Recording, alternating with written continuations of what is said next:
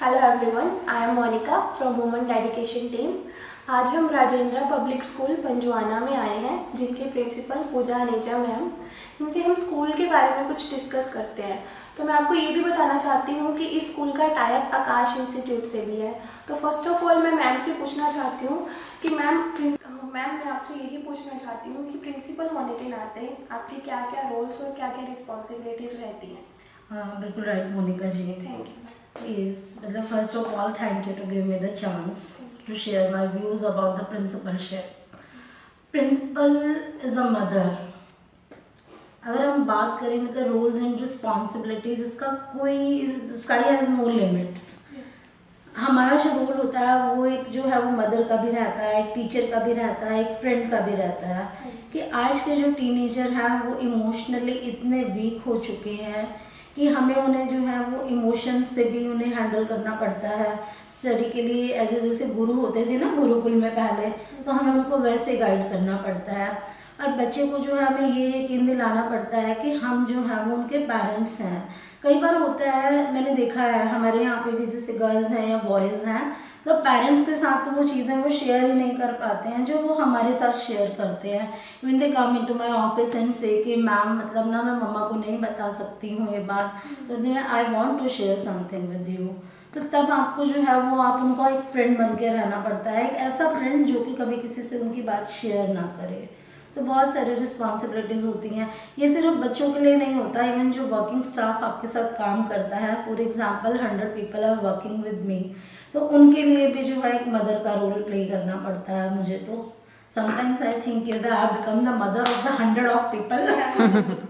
तो मैम एक चीज़ मैंने ये भी देखी है कि अगर एक स्कूल में काफ़ी स्टूडेंट्स हैं तो सभी इंटेलिजेंट नहीं होंगे, कुछ लो लर्नर्स भी होते हैं। Yes. तो उनको आप कैसे मोटिवेट करते हैं, कैसे उनको इंटेलिजेंसी वे में लेके जाते हैं? ज़रूरी नहीं होता है कि हर एक को हमें इंटेलिजेंसी वे में लेके जाना पड़ेगा। तो जब हमें ये समझ में आ गया कि ये बच्चा जो है वो अगर एकेडमिक अच्छा नहीं कर रहा है तो we are giving the sports facility also. तो हम बच्चे को जो है सबसे पहले तो ये यकीन दिलाते हैं कि यू कैन डू समथिंग।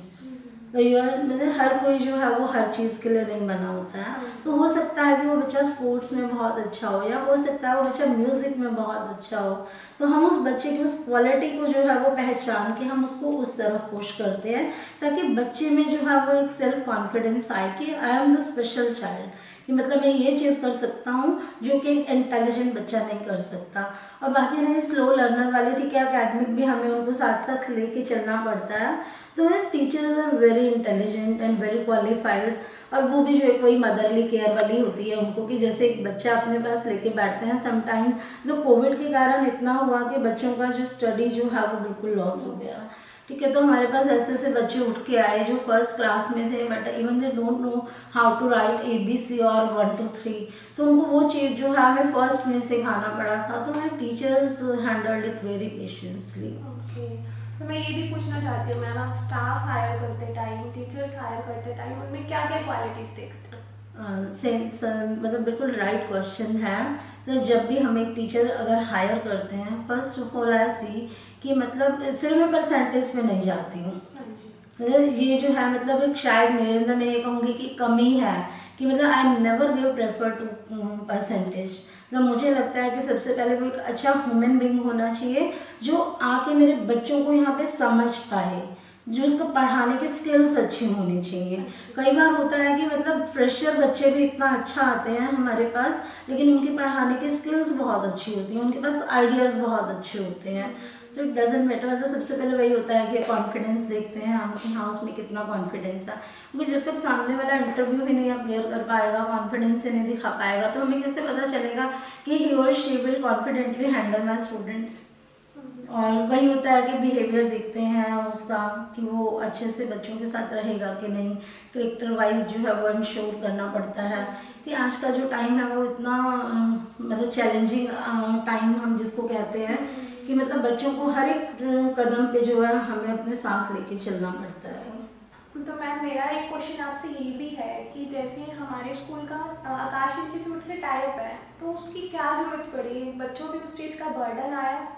नहीं, आप ना शायद, अगर मैं आपकी बात करती हूँ या मेरी बात करती हूँ, देखिए तो उसमें क्या रहता है, आपने कब आके सोचा कि आपको क्या लाइन पकड़नी है? 12th के बाद ना, हाँ जी। उसके बाद आपने उस चीज़ की प्रिपरेशन की। बट ना अभी जो है वो सिनेरियो चेंज हो गया है, टोटली सिनेरियो चेंज हो गया है। After 12th when we think कि our student, our child will go in the medical line और the engineer line, that is a very late. उसमें क्या रहता है कि आपका बच्चा 12th के बाद प्रिपेयर करेगा अपने आप को, ठीक है। अभी जो टाइम है ना वो चैलेंज का टाइम आ गया है, क्योंकि हम जो है वो सिरसा जैसे सिटी में बैठे हैं और मोस्टली क्या होता है, हमारा बच्चा जो है वो सीकर, कोटा, चंडीगढ़, दिल्ली ऐसे जाता है, ठीक है। वो किस लिए होता है? क्योंकि पेरेंट्स को लगता है कि वहाँ पे जाके वो कंपटीशन की तैयारी करेगा। लेकिन यही सोच पेरेंट्स के माइंड में रखते हुए मुझे जो है ये स्टेप उठाना पड़ा कि हम जो है पेरेंट्स को ये फैसिलिटी क्यों ना हम यहीं दे दें। तो बच्चों जो प्रॉक्सी का जो रहता था बच्चों का कि हम प्रॉक्सी ले लेंगे और तैयारी करेंगे, जबकि बाहर जाके प्रॉक्सी लेके बच्चे कुछ नहीं पढ़ पाते हैं, they totally waste their time. मतलब only 10% students are there who are sincere in their studies, 90% students are wasting their time and the parents are not with them. तो ये चीज़ का वो बेनिफिट उठाते हैं कि पेरेंट कौन सा देख रहे हैं, आज नहीं यार कल पढ़ लेंगे। बट अब यहाँ पे क्या रहता है कि मतलब बच्चा हमारे सामने है, ठीक है। कहीं ना कहीं टीचर का जो है वो एक इम्पैक्ट तो रहता ही है ना, बच्चे के लाइफ में इन्फ्लुएंस रहता है। तो मुझे लगता है कि जब हम 6th ऑनवर्ड बच्चे को एक डायरेक्शन दे देते हैं ना कि बेटा आपने ये चीज़ बननी है, आपको ये चीज़ लाइफ में करके दिखाना है, तो उसको अपना एक गोल मिल गया। यस, 9th जो है वो एक ऐसी एज होती है जहाँ पे आके बच्चे के बिगड़ने के चांस हो जाते हैं। और इवन आजकल तो हमारे जो मीडिया ने जो है इतना बिगाड़ दिया है बच्चों को कि वो मतलब 7th 8th में ही उनको डायरेक्शन से अपने भटक जाते हैं। तो हमने क्या किया यहाँ पे, हमने उस डायरेक्शन पे वापस लाने के लिए, क्योंकि कोविड ने जो है बच्चों को, हमारे कोरोना में हमने देखा कि पेरेंट्स की मोस्टली कंप्लेन है कि फ़ोन नहीं छोड़ते हैं बच्चे। तो मुझे लगा कि अब इस चीज़ को कैसे छुड़वाया जाए। पेरेंट्स की हमेशा यही कंप्लेंट आती थी कि मैम प्लीज़ डू समथिंग, और हॉस्टल स्टार्ट कर लो कि मैम आप हॉस्टल में बच्चों को रख लो। तो फिर लगा कि क्यों ना अगर ऐसा भी कर दिया जाए कि चलो हॉस्टल भी हम स्टार्ट कर देते हैं, और साथ में जो हम बच्चों को एक उनका विजन देते हैं, गोल देते हैं। ये बर्डन नहीं है, पता है क्या, जब 6-7 से बच्चा धीरे धीरे स्टार्ट कर रहा है ना अभी तो सीखना, तो 10th तक आते आते ही बिकम्स मेंटली प्रिपेयर कि मतलब उसको किस लाइन में जाना है, उसको एक डायरेक्शन मिल गया और उसके पास बिगड़ने का टाइम ही नहीं है, क्योंकि उसको एक पता है कि मेरा ये गोल है, मुझे इसी पे ही फोकस करना है। फ्यूचर डिसाइड हो गया इसमें। बिल्कुल।